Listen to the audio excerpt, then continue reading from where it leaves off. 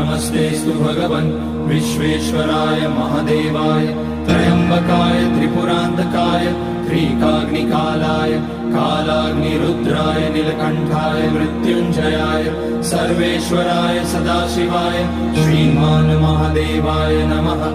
ॐ नमः शम्भवाय च मयोभवाय च नमः शङ्कराय च मयस्कराय च नमः शिवाय च शिवतराय च।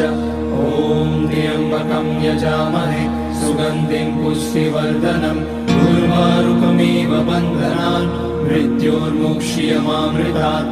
नागेन्द्रहाराय त्रिलोचनाय भस्माकराय महेश्वराय नित्याय शुद्धाय दिगम्बराय तस्मै नकाराय नमः शिवाय। मन्दाकिनी सलिलचन्दन चर्चिताय नन्दीश्वर प्रमथनाथ महेश्वराय।